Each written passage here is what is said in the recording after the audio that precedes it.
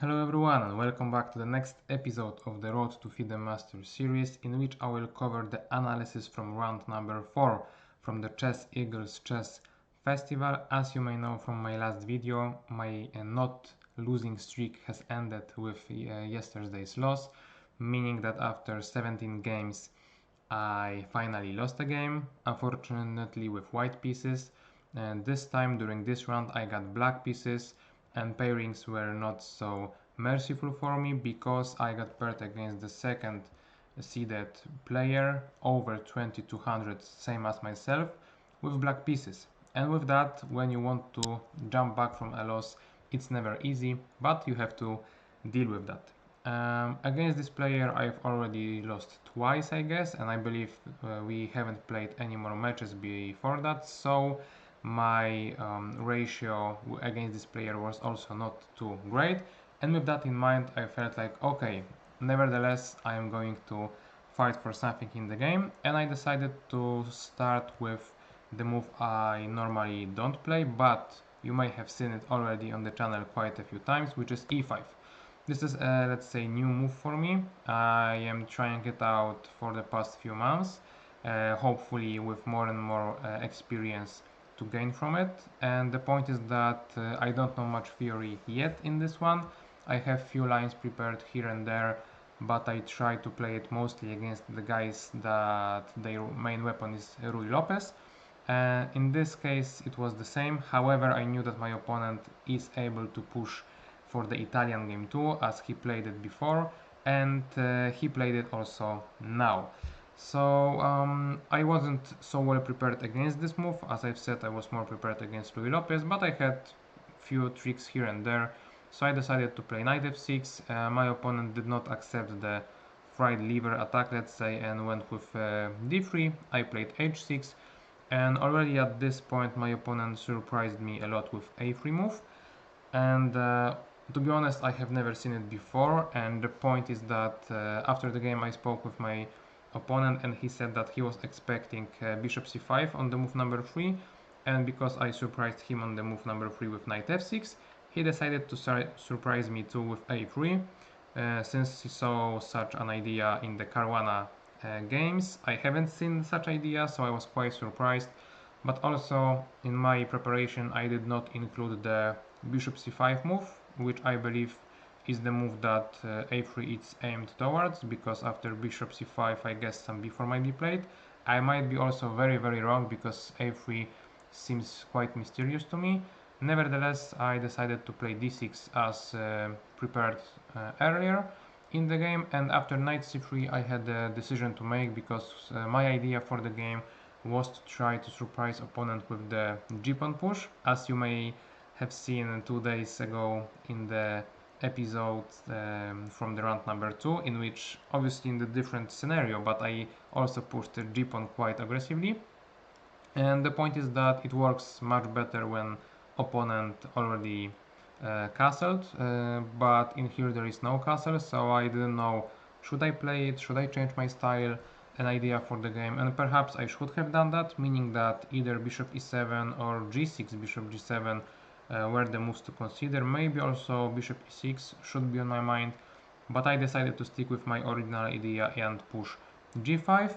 Is it working that well as of now?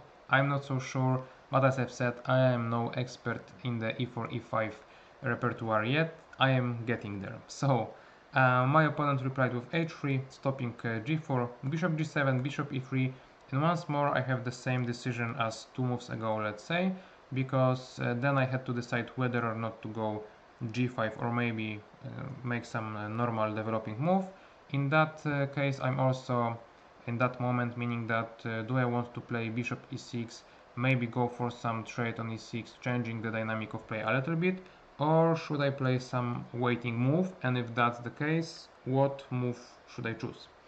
So I considered quite a few. a6 was on my radar also before, but I felt like it's useless since I don't have the bishop on c5, so I am not really willing to create any space for it. So a6 was not on my list, and yeah, what else can I play? I knew that queen e7 might be a waiting move in such scenarios, with the idea that later on I will be tricking my opponent to thinking about, okay, which side will he castle to, because then I am opening my options, and that's why I've played such move.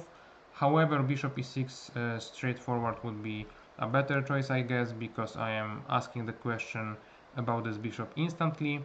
My opponent, I believe, told me after the game that he would have played like queen d2 or queen e2 line, after which I may consider d5 idea, after which I may consider maybe now queen d7 instead of e7, because in the game, after queen e7, that looks like quite a nice waiting move. My opponent played queen d2, bishop e6, and now knight d5 with the tempo to the queen, so it requires my reaction. And from the distance, before playing queen e7, I saw such an idea, but I just underestimated it, meaning that surely I have to take the knight, right? Because I've played queen e7, so I don't want to lose two tempos.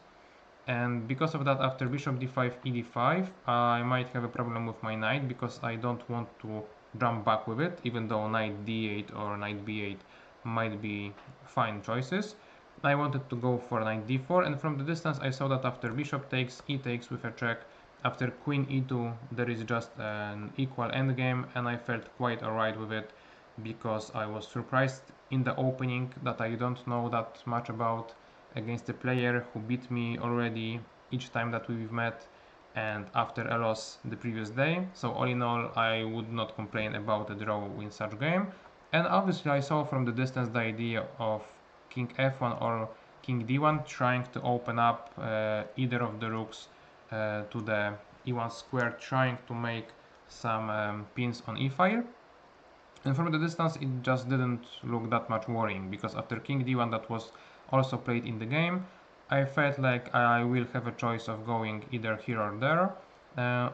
In the process of exchanges I saw that the long castle actually is not working that well, because after knight d4, knight d5 is not working due to knight f5, and as of now I am hit in too many spots and I might be losing the material, and for that reason I have to castle short in order to, in the same variation, have at least the bishop protected by the king, allowing me to play a move like this, forcing exchanges, being fine. So that's what I saw from the distance. However, I did not, as I've said, estimate it correctly. Not only that, my opponent played it very precisely, because he opted for h4 intermediate move, let's say. The intermezzo, I always mess this word up, but wherever, the thing is that with that move, this g5 move, as you can tell, did not work in my favor but in my opponent's favor, because of the fact that I have castled to this side of the board, and now it's a weakness that can be targeted, and because of that I have to push g4, and the case is that after rook e1, one more intermezzo, let's say, my opponent can now take on d4 with the idea that he has an active rook, he has the opened diagonal, and this weakness, that weakness might be a problem in the near future. I, on the other side, don't have much of a choice, so I kind of have to go for the forced line. So even though I knew what was coming, I just felt like, okay, it has to be played out on the board anyway, so let's do it. So I took, he took, I took, he took. I am already a pawn down. I am already under some nasty pressure. I lack activity. I lack initiative, whatever. So my position went quite quickly, quite badly. At this point, however, I had prepared the move c6, and I believe I've made a human mistake of not recalculating the variations after a forced line, because the c6 idea occurred to me maybe around this point when I played this move, or maybe even a little bit earlier, but the point is that after those few exchanges here and there, I should have checked the variations one more time, because I've missed very simple line of queen g5 check and now rook e7. That's the combination I didn't see, because I was mostly focusing on checks on g6 or maybe rook e4 moves or bishop e4 moves and stuff like that. I completely missed the idea that my opponent can also use the dark squares, and because of that I am quite in a trouble, because still I am a pawn down, still I am under the pressure that is even bigger. So I thought that I might be even losing on the spot here in the very short and very bad game. Thankfully though, I am somehow surviving, thanks to the fact that if my opponent wants to go for a kill with h5, h6 idea, I have king h8, after h6 I can perhaps even be so ballsy and take the pawn, and the point is that in this variation, somehow, I don't get checkmated yet. I have a pressure here, but there is the pin. I have a pressure here, but there is the defense. I am attacking here too. So like, all in all, seemed very dangerous, but I felt like I might be even okay. After bishop e4, I thought that f5 might be working. Okay, now it's not because the b file is opened, so I guess my opponent can try to use that. Somehow with this move here, here, but it's the only way of doing that, and also I would have to accept the pawn. I just, played it out so that you can know that maybe I can do it, but the point is that it becomes quite hard for my opponent to continue from here with the best possible way, and with that the frustration kicks in, because he played very good game, took a pawn, has all the pieces active, but how to continue the play? So that's the question. He opted for bishop e4, which is also a very fine choice, mostly changing just the move order. I went with d5, not f5 this time, because I don't want to blunder the checkmate on g7. And after bishop f5, I decided that I have to lower down the pressure a little bit, because queen h5 is a threat, giving away the rook for the checkmate stuff and so on.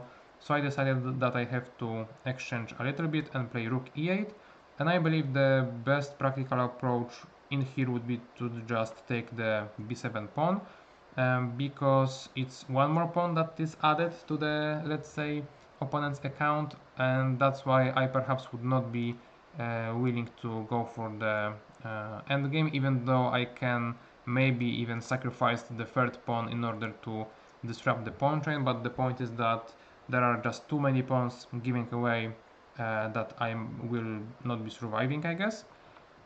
And other than that, I don't have many choices. Computers suggested queen d6 as a way of avoiding exchanges, but I'm not sure if I even considered playing without three pawns with such a king. Computer says it's, as you can tell, nearly equal, but how and why I'm not too sure. So I didn't consider this variation, and after rook b7 I would have to spend quite some time on thinking, okay, what to do really. Thankfully though, my opponent went for rook e8, which is favored by the computer, but once more, I don't know really why, because we are getting similar position in terms of the ideas, structure, dynamic and so on, but I just have the additional b7 pawn, which is quite crucial to me. So I was more than happy to see rook e8 move. After h5 now I have a time to just go away with the king, and I chose f8 square just to maybe protect f7 in the future if possible and if needed. And that's, I believe, the critical moment for my opponent.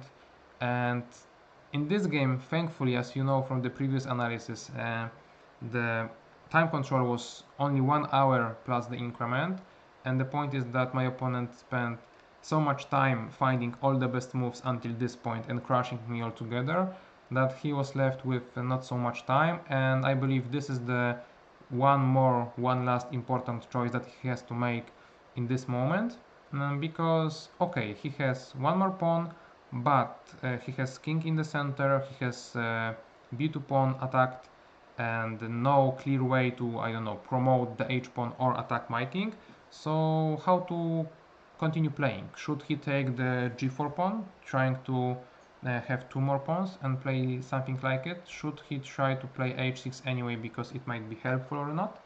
Should he just go for the rook b1 defending the pawn, or maybe c3 trying to close the diagonal? So plenty of choices, and it's really unclear what to do. And the biggest mistake that you can do in such moment, I guess, is that you start calculating too many variations instead of just going for the intuition and brief, let's say, evaluation of the situation, due to the fact that against, for example, after, for example, a move like c3, which is a calm move, doing not that much, allowing black to have so many moves, so many ideas in the pocket, it's quite hard to calculate them all. I can try to penetrate opponent's position by playing here and there, or maybe even trying to look there, maybe going this way, or since the pawn has gone up, I might try to go like this. So it's quite uneasy to deal with all that, quite uneasy to calculate it all. But if you think intuitively, closing my bishop is quite a nice choice. Opening up a few more squares for the king should be also a fine choice. So all in all, such move should be played because it's objectively the best. Other than that, it's not easy to come up with good solution. For example, after queen g4, queen e5 with the idea of taking the pawn, now c3 is not working as greatly because after rook e8 I am just, having quite a blast there. Opponent indeed would have to run away with the king, and the point is that such endgame does not have to be too bad for me because okay, I am a pawn down, but it's opposite colored bishops, so maybe I will be able to survive this in some manner. Obviously such ideas would be annoying, but who knows, right? It's hard to tell from the distance, and for those reasons I guess in the end, due to time travel and all that stuff, my opponent finally played queen e3 move, which I completely didn't expect really. So I also was not so great with time, so I had to think from the scratch what to do. Thankfully such move is not a great one, so I have a pretty obvious decision to at least start calculating the queen trade, because no queens on the board with my king seems quite nice. And objectively, the best move in here would be queen d8, that my opponent also told me after the game that he played this move but he was completely unhappy with it due to the fact that queen d8 was the way to go. I just didn't see the idea behind it, because what am I going to do with the queen? This square is taken, my opponent can now try to play c3, so what's going on? But the point is that I should completely switch my thinking and think about queen h4. I didn't see that at all. The point is that I would be defending my pawn, attacking opponent's pawn, maybe threatening with some checks on h1 and so on. So quite a powerful idea that I did not see, because my mindset was to try to not lose the game, and I found my chance in the opposite colored bishop endgame. After queen e3, f e3, bishop h6, king e2, rook e8, e4, it's all more or less forced. DE, rook d8 with the idea of rook d2, rook d1 is then forced, takes, g3. I calculated all of the stuff until this point, and I've spotted that I should be okay in terms of holding the position, because my opponent cannot play king e2, because after bishop c1 he will be losing a pawn, because I am attacking both b2 and a3. So because of that reason he has to play move like b3 first. And then I realized that because of this lost tempo, let's say, my opponent have 3 squares to take the pawn, and I have 3 squares to occupy the very important e5 square, and because of that I will be able to just on time go for the king e7. Even if my opponent attacks my pawns, I don't care that much, and then I can play king d6, king e5 immediately, or I can also try to attack the a3 pawn anyway, and I would be achieving more or less such position in which I felt like I will be drawing the game, since even though I have only one pawn against 3 of those, my idea for the position was to try to stay like this. And thanks to this king, most importantly, this king cannot enter my position, and thanks to the bishop and a pawn, those pawns will not be able to push any further, because I have blocked this one, I have blocked this one. And if my opponent ever will want to try to go to this side of the board, I can perhaps just simply try to go with king to d4 and block him. So that was my idea, and even though computer says it's still not 0.00, I hope and I think it's indeed a drawing situation. Maybe I'm wrong. One thing I was unsure about from the quite a long distance already was the idea of my opponent to, let's say, play c3, because I knew that such move would take the d4 square away from me, and at the same time I would not be willing to perhaps play here and there, because I really always have to have an eye on the h6 square in order to stop this pawn. And with that position I might be in a zugzwang actually of some kind, since my opponent can try playing here, here, here, here. And maybe if that's working, maybe this is the idea that make this position winning for white. But also, as you can tell, we are in the we are 10 moves ahead from this point that I told you. I've calculated 2, and I've calculated such position from this point, so we were 15 moves deep into some complex opposite colored bishop endgame. So I'm not so sure about my ideas there, but yeah, I would be fighting for a draw. Would it be a draw?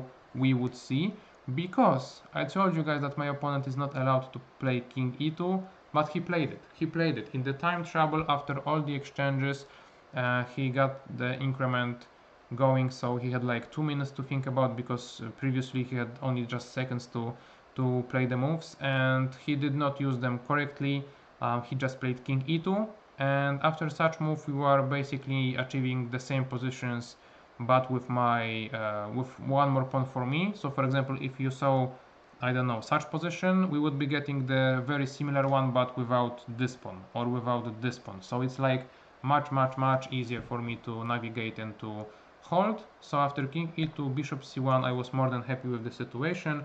My opponent decided to give me the b pawn away, which was actually quite a nice try, considering the fact that thanks to that, if he takes my pawn, or even if I push c5, he might have a possibility to just enter my pawn chain with the king like that. But thankfully at this point I found an additional idea to draw the game, which was to play king g7, just give away this pawn, because if the bishop is so busy with my pawns, I can actually go to take this one. And this is what happened. My opponent took c6, I played here, the pawn is lost, and it was perhaps the biggest danger. And after bishop e8 takes king g5, the only advantage for white is now this pawn, which will be easily blocked by me. So after a few further moves of king df4, king e5, you can tell that this game should be indeed finally 0.00 easy draw.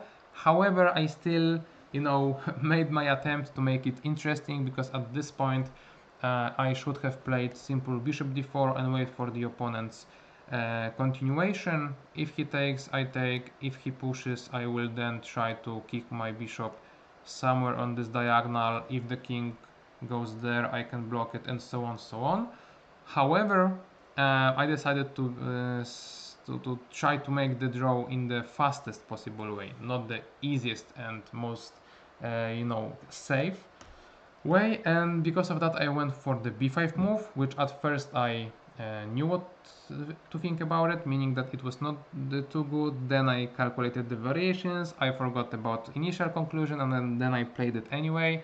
It seems like a pattern to me. I do it quite a lot, so that's perhaps something to work on. I will try to determine that for sure, but the point is that b5 is not too great. Why? Because I am leaving the pawn on the color of the opponent's bishop. So why would I do that? I don't know. c3 would be a powerful move because of that, since it's taking away the b4 square from my pawn, and it's asking me a question, okay, what will you do now? And actually the draw here is not that easily accomplished now, because I will either just give away the pawn and try to hold such position. Maybe it's still okay, because I should be able to block both pawns, but I really don't have to just give away the b pawn like that.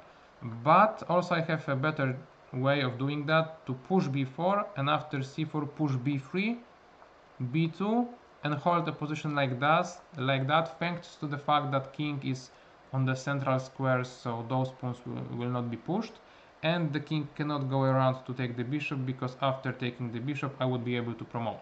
But as you can tell, it's getting risky, frisky, and so on, so why would I do it to myself? I don't know.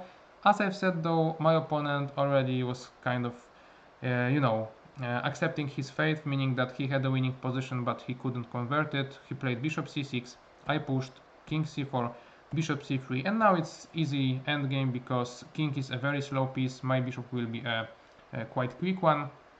So if the king is here to attack this pawn, I will have the bishop to protect it, right? If the king is here to attack this pawn, I will have the bishop to protect it. If the king will go further to attack this pawn, my bishop will be somewhere here to protect it, and it's easy for my bishop to do all that stuff because my pawns are so far away from each other that the opponent's king cannot attack them both or all three of them at the same time, right? So that's an easy position. So my opponent just simply went back with the king, accepting the draw, or rather offering it. I happily took it, and what can I tell you guys? I am more than happy that I managed to draw such a game because I was outplayed in the opening, in the middle game, and then by some miracle I was able to hold. So great feeling because I didn't want to experience two losses in a row. It's been quite some time from such painful experience. I believe like uh, around 30 classical games, so I don't want to relive these memories. So yeah, after a loss, there comes a draw. Was it deserved one? I'm not so sure. Let's see the review. What will the computer tell us about my overall level? Over 90%. I don't feel like it, to be honest. I don't think it's a deserved rating. I guess then that my opponent should have gotten the better review than me, accuracy, but because of those blunders in the endgame phase, I managed to draw, and that's why we are kind of similar. But that's that. I'm not happy with the overall level of my chess at that tournament, but one more round to go right after this game, so stay tuned for it. I think I will upload the analysis tomorrow, so if you want to see it, remember to subscribe the channel to not miss it out. If you liked the way that I've escaped in this one, also leave a like under this video, and we'll see each other shortly. Bye bye.